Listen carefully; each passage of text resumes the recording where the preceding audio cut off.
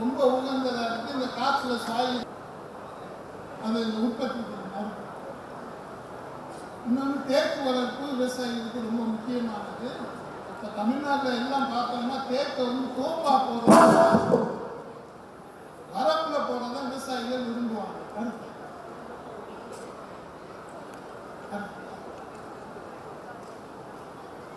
தேக்கை தோப்பா போடும்போது சவுக்கையும் கலந்து, அதாவது 50-50%.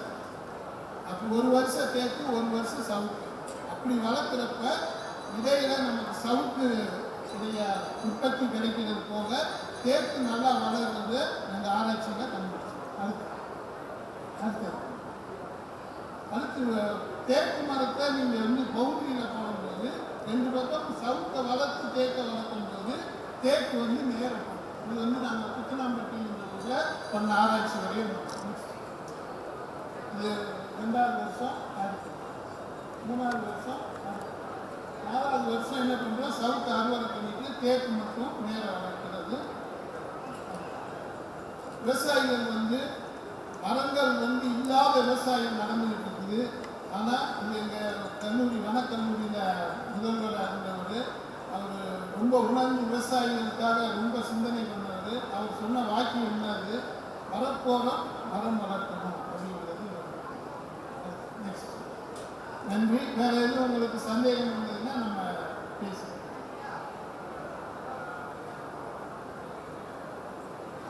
ஹலோ, நன்றி டாக்டர் புவனேஸ்வரன் அவர்களே. இது எதுக்குன்னா ஒரு 4 பேர் பேசி முடிச்ச பிறகு நம்ம கேள்வி பதில் வச்சுக்கலாம். திருப்பி சொல்றது தான், இன்றைக்கு இருக்கிற விவசாயத்தில் அது ஆங்கிலத்தில் சொல்லுவாங்க ரீஜெனரேட்டிவ் அக்ரிகல்ச்சர். மரம் இல்லாமல் விவசாயம் இனிமேல் வர சான்ஸே இல்லை. அந்த காலகட்டத்தில் வந்தாச்சு. பருவநிலை மாறுபாடு, மழை, லேபர் அவைலபிலிட்டி, மார்க்கெட்டிங். இன்றைக்கு மரத்துக்கு உள்ள மார்க்கெட்டிங் பார்த்தீங்கன்னா நாளுக்கு நாள் அதிகரித்து கொண்டே இருக்கிறது. 200 லட்சம் டன். நான் திருப்பி சொல்லலாம். இதனுடைய மற்ற தொழில்நுட்பங்கள் என்னென்ன மரங்கள், புதிய ரகங்கள், அதில் மரங்களையும் வனக்கல்வி மற்றும் ஆராய்ச்சிகளையும் பார்த்தீங்கன்னா உயர் மதிப்பு மரங்கள், நெடுங்கால மரங்கள், கருவியல் மரங்கள், நடுத்தர மரங்கள், குறுகிய கால மரங்கள், இந்த மாதிரி 30 வகையான மரங்களை தேர்ந்தெடுக்கும். இதை பற்றி அத்தனை தொழில்நுட்பங்களை பேசுவதற்கு டாக்டர் பாலசுப்ரமணியம், முன்னாள் முதல்வர் வனக்கல்வி மற்றும் ஆராய்ச்சி மையம், இந்நாள் பேராசிரியர் மற்றும் தலைவர், மர வளர்ப்பு தலைவர் அவர்களே.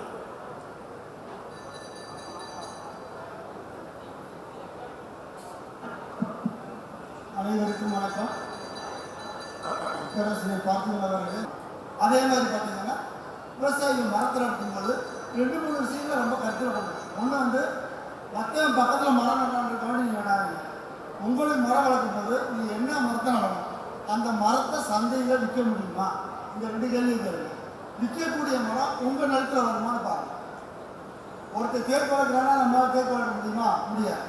ஒருத்தர் சந்தனம் வளர்க்குறாங்க நம்ம முடியுமா? முடியாது. அதனால மர வளர்ப்பு தொழில்நுட்பங்கிறது ரொம்ப ரொம்ப முக்கியம். அவர் சொன்ன மாதிரி இப்போ 1 லட்சம் மரம், 1 லட்சம் டன் மரம் வேணும்னா எங்கே போகிறது? இப்போ மரத்தை வெளிநாட்டு இறக்குமதி பண்ணோம்னா விலை அதிகம். நிறைய பேப்பர் மில் கம்பெனிக்காரங்க இருக்காங்க, ஒட்டுப்பழக கம்பெனிக்காரங்க இருக்காங்க, எல்லாம் மரம் கேட்டு வர்றாங்க.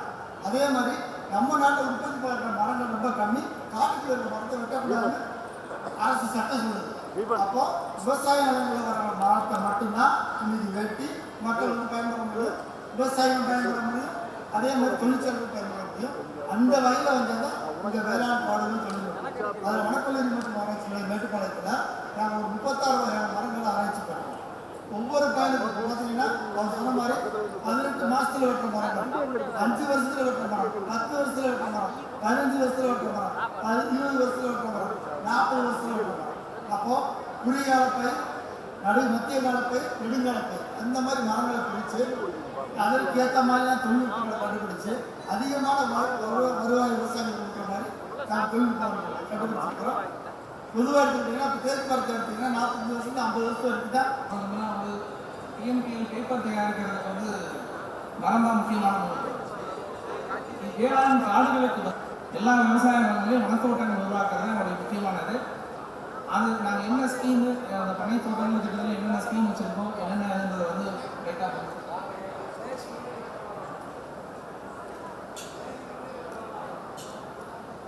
தமிழ்நாடு செய்தித்தாள் காகித நிறுவனத்திற்கு ஒரு வருஷத்துக்கு காகிதம் தயாரிக்கிறதுக்காக 11 லட்சம் டன் மரம் தேவை. இந்த 11 லட்சம் டன் மரமும் விவசாயிகளிலிருந்து ப்ளஸ் கவர்மெண்ட்டு ஓப்பன் மார்க்கெட் சோர்ஸ்லாம் வாங்கிட்டு இருக்கோம்.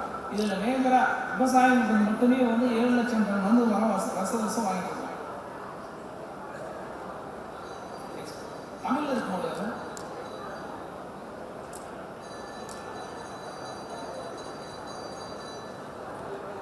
வந்து ப்ரொடியூஸ் பண்ணி விவசாயிகிட்ட வந்து நாங்களே டைரெக்டாக வாங்கிக்கிறோம். அதான் சார் சொன்ன மாதிரி வந்து விவசாயிகிட்ட வந்து மட்டும் வருஷத்துக்கு 7 லட்சம் டன், ஆல்மோஸ்ட் போன வருஷம் மட்டும் 400 கோடி ரூபாய் விவசாயிகளுக்கு வந்து அவங்க வங்கி கணக்கிலே வந்து மரமான சம்மந்தமாக விவசாயிகளோட வங்கி கணக்கில் நிறுவனம் வந்து செலுத்திருக்கு.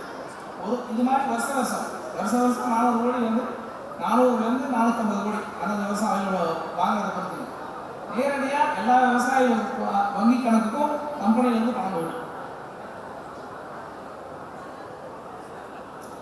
தமிழில் இருக்காங்க. அதில் இன்னொரு இது வச்சுருப்பாங்க.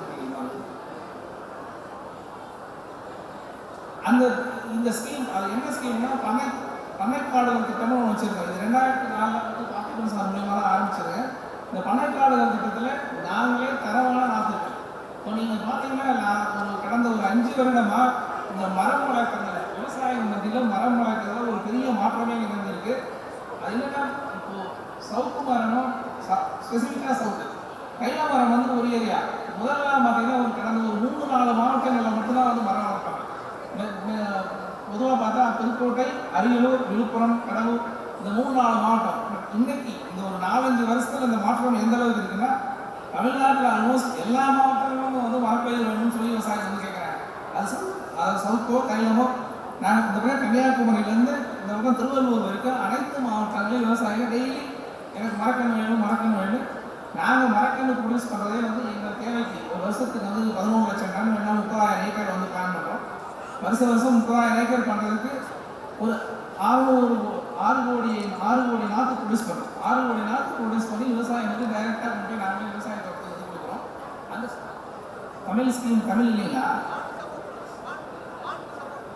பாண்டி சரி ஓகே.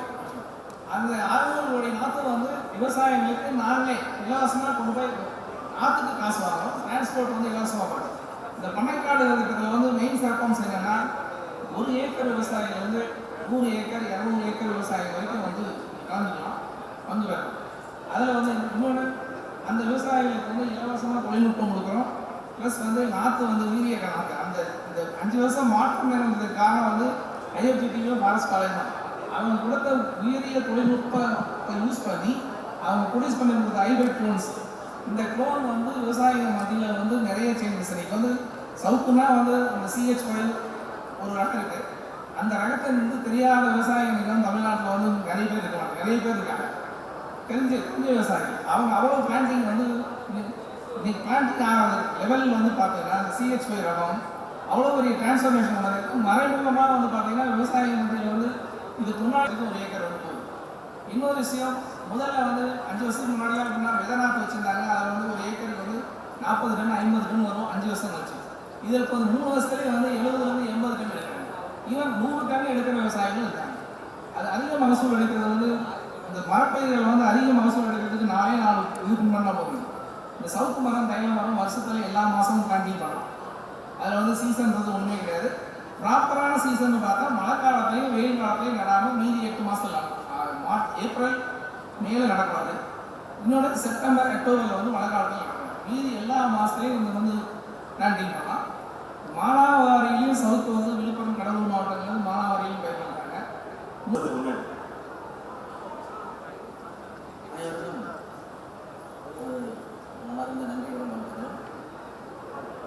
இப்போ நான் வந்து சிறு விவசாயி.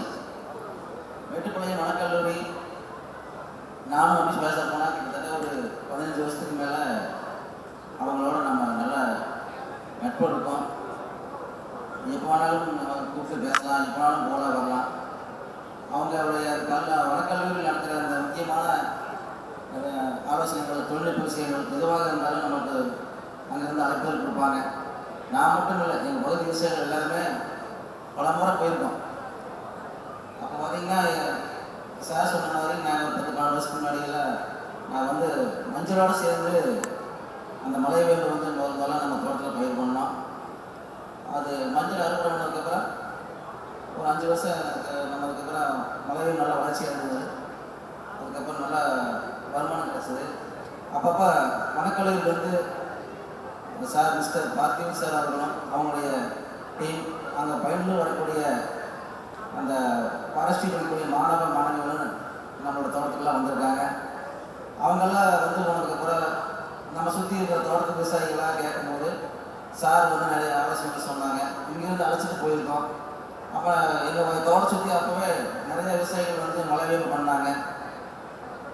இப்போவும் பண்ணிகிட்டு இருக்காங்க. இப்போ கூட ஒரு 3 மாதத்துக்கு முன்னாடி எனக்கு தெரிஞ்சு 20 ஏக்கராவில் 20 ஏக்கர் எங்கள் விஜயபுரம் பகுதியும் இடம் போட்டுருக்காங்க.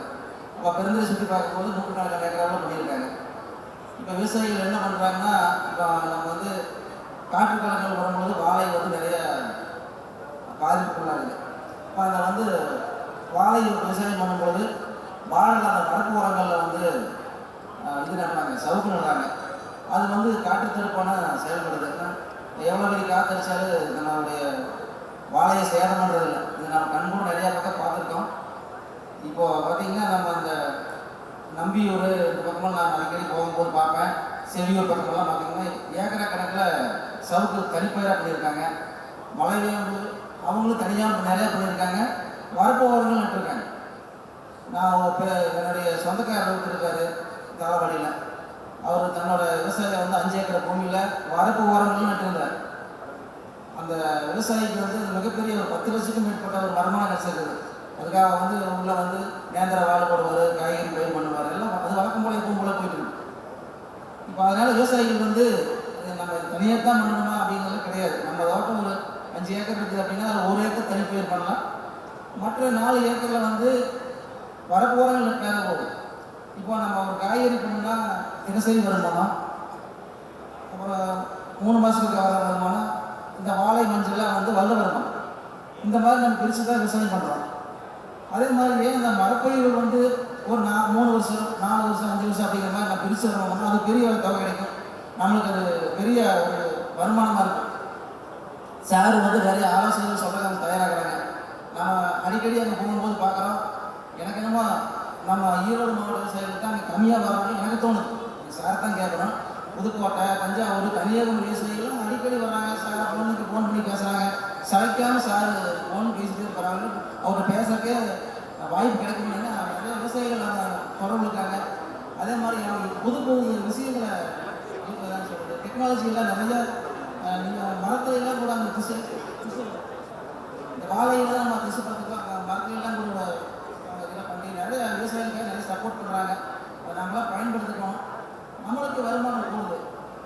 அதனால் இந்த வனக்கல்லூரியானது எனக்கு முதல் சொன்ன மாதிரி தான் ஒரு 15 ஆண்டுக்கு மேலே தான் இருக்கணும்.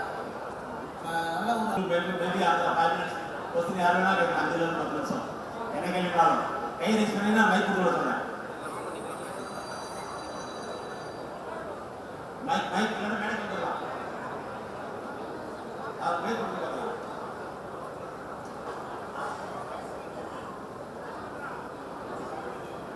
உங்கள் பேர் சொல்லிட்டு டேரக்டாக பிரச்சனைக்கு வந்துருங்க. வணக்கம் சார். பாலகிருஷ்ணன் விவசாயத்தில் இருக்குது. அது கவர்மெண்ட் ரெக்கமெண்ட் பண்ணி மாற்றணும் நல்லா இருக்கும் சார். Very good. நோட் பண்ணிங்க நம்ம இதில் அதே உங்களுக்கு இன்ஃபர்மேஷனாக சொல்கிறோம். மரப்பயிர்களையும் வேளாண் பயிர்களாக இருக்கிற கொள்கை முடிவுகள் நிறைய எடுத்து சொல்லிட்டு இருக்கோம். பட் ஸ்கோப் இருக்குது. சரியா? இவர் கனிமூர்த்திங்க, விழுப்புரம் மாவட்டத்தில் வந்திருக்கோம். சார் சொன்னாங்க தேக்கும் சவுக்கும் ஒன்றா வைக்கலாம் அப்படின்னு சொன்னார். அவனுடைய வேர் லெவலும் இவனுடைய வேர் லெவலும் ஒன்றா போகுமா? திருப்பி முதல்ல சவுக்கு வெட்டும்போது இதனுடைய வேர் பாதிக்காதா அப்படின்ற ஒரு கேள்வி.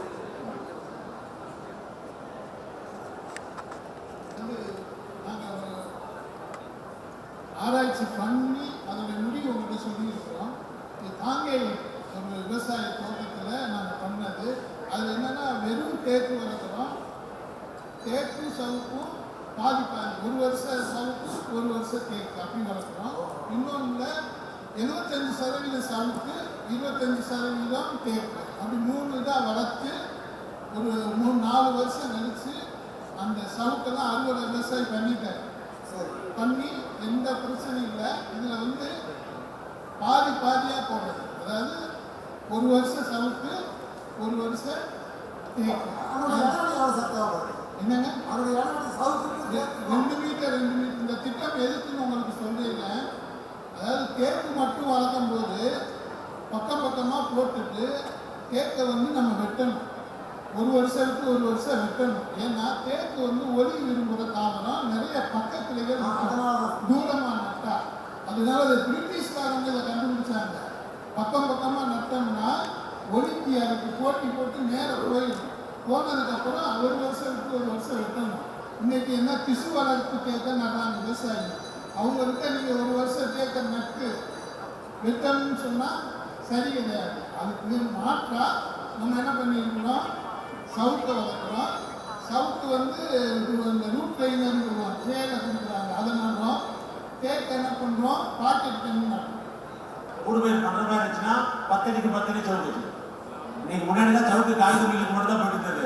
இன்னைக்கு கரூர் மாவட்டத்தில் சவுக்கு வந்து ஒட்டுக்குழாய்க்கும் செல்கிறது. கரூரில் சபரிமலை ஒன்று இருக்கு, சவுக்கு வந்து ஒட்டுக்குழாய்க்கு எடுத்துக்கிறாங்க. ஸோ 10 அடிக்கு 10 அடி இடையில ஊடுபயிர் நீங்கள் என்ன லோக்கல் கிராப் போடுறீங்களோ போட்டுட்டே இருக்கலாம். Right, next. வணக்கம் சார், ஆர் மோகன், சென்னிமலை ஃபார்மர். சென்னிமலை சொல்லுங்க சார். சார் நீங்கள் தென்னை பற்றி ஒரு டவுட் கேட்கணும்.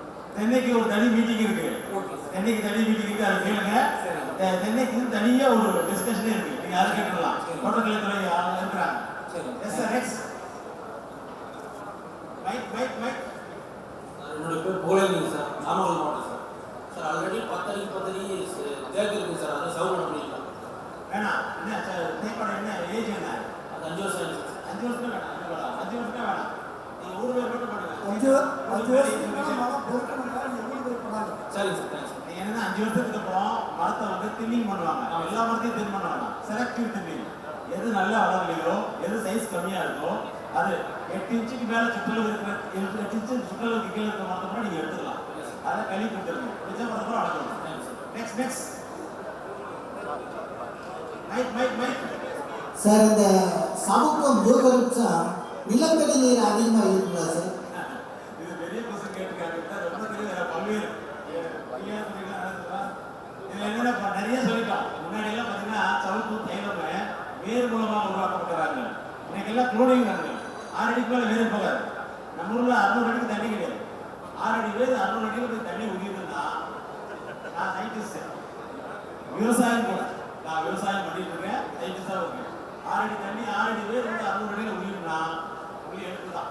சார் மீத்து அதுக்காக அது உயிரியா சார் அப்படின்னு சொல்ல முடியாது. வேகமாக வளரக்கூடிய எல்லா மரங்களுமே ரிசோர்ஸஸ் எல்லாம் எடுத்துக்கிட்டு தான் செய்யும். ஓட்டப்பந்தயத்தில் 10 பேர் ஓடுறானா முதல்ல வரவங்க மட்டும் தான் பார்க்கணும். எக்ஸாக்டாக மரங்களில் வேகமாக வளரக்கூடிய சவுக்கு தைலமும். அதனால தான் நீங்கள் சவுக்கு தைலமும் 18 மாதத்துக்கு 36 மாதத்துக்கு ஆகும்.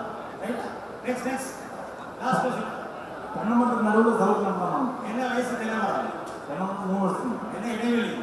20 நான் வேணாம் தான் சொல்லுவேன். ஏன்னா தென்னை மரம் 3 வருஷம் தாண்டிடுச்சு. தென்னை மரம் நடும்பொழுது நடலாம், மாட்டுறது கிடையாது. தென்னை காய்க்கிற வரப்போ மரத்தை எடுத்துடலாம். இல்லாட்டி என்ன பண்ணால் 2 எங்களுக்கு ஒரு பிரச்சனை எங்கே இருக்குன்னா அறுவடை பண்ணுறது தான் பிரச்சனை. நிறைய இடத்துல தென்னை மரமும் மலைகளுக்கும் ஊடுபயிர் முடியும். அறுவடை பண்ணுறப்ப அது பெரிய பிரச்சனையாகும். அதனால் தென்னை மரம் சின்னதாக இருக்கிறப்ப ஊடுபயிர் பண்ணலாம். நல்லா பெருசாக இருக்கிறப்ப பண்ண வேணாம். மரம் நடவேணும்னு நான் நினச்சிங்கன்னா நீங்கள் கூட்ட காய்க்கக்கூடிய மரங்கள் இருக்குல்ல, அதை உள்ள போடுங்க. அது ஈஸியாக இருக்கும். பாதி போடலாமா சார்? பாதி. ஒரு ஆள் ஒரு கொஸ்டின். வேறு ஏதாவது இருக்கா சார்? சார், எல்பிபி தண்ணி வரும்போது 6 மாதம் தான் உரம் பாயிடுங்க. அது சவுக்கு போட்டால் வரலாம். போடலாம். அது மிச்சம் 6 மாதம் தண்ணி இருக்காதா? அது 5 வருஷம் இருக்கு. 1 வருஷம் தண்ணி இருந்தால் போதும், ஓரளவுக்கு ஓடிடலாம். சரியா? தண்ணி வரப்போ ரொம்ப இந்த மரம் வந்து எப்படின்னா முன்னாடிலாம் பார்த்தீங்கன்னா மரம் வந்து 8 இன்ச்சு சுற்றளவு இருக்கும். இன்னைக்கெல்லாம் ₹1 காயின் சைஸ் இருந்தாலும் போது மரத்தை வெட்டிடலாம். மார்க்கெட் வந்தாச்சு. ஆனாலும் நான் சொன்னா தண்ணி தேவைக்கேற்ப தண்ணி விடணும். 1.5 வருஷம் வளர்ந்த மரத்திற்கு தண்ணி நம்ம சாப்பிடணும். பிரேக்ஃபாஸ்ட் லஞ்சு எண்ணெய் வசதி பண்ணிட்டு அப்புறமே மரம் நடுறது நல்லது. ஏதாவது கேள்விகள் இருந்தால் முன் பகுதிக்கு வந்துட்டு ஒரு கேள்விகள் மட்டும் ஒரு நபர் கேட்கணும். ஏன்னா கால சூழ்நிலை. ஐயா, நான் கடலூர் மாவட்டம். சொல்லுங்க ஐயா. கடலூர் மாவட்டம் குறிஞ்சிப்பாடி வட்டாரம். எங்கள் பகுதியில் வாழையில் வந்து இந்த வாடல் நோய் ரொம்ப அதிகமாக இருக்குது. அது குறிப்பாக இந்த ஏழைக்குங்கிற வாழை ரகத்தில் ரொம்ப இதாக இருக்குது. முன்கூட்டியே நாங்கள் வந்து மருந்துலாம் நினச்சி அந்த கன்று வைத்தாலும் அது ஒரு 6-7 மாதத்துக்கு பிற்பாடு தான் அதனுடைய எஃபெக்ட் ரொம்ப வீரியமாக இருக்குது. ஏழைக்கு இந்த நாட்டு வாழைன்னு சொல்கிறாங்க. அது ஐயா உங்களோட கேள்வி வாழை சம்பந்தமானது. அடுத்த அரங்கம் வந்துட்டு வாழைக்கு பற்றி தான் நம்மளுடைய தேசிய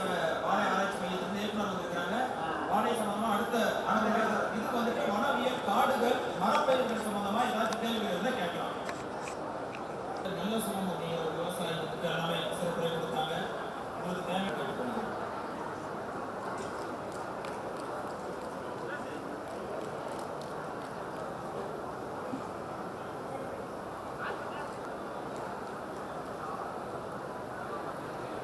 விவசாயிக்கு வந்துட்டு நல்ல சும விவசாயிக்கு ஐயா பார்ட்டி, அதே போல எங்களுடைய முனைவர் பார்த்திபன் நன்றி ஐயா. எங்களுடைய முனைவர் பாலசுப்ரமணியம் ஐயாவுக்கு முனைவர் பார்த்திபன் ஐயா சிறப்பு செய்யும். சரி, நானே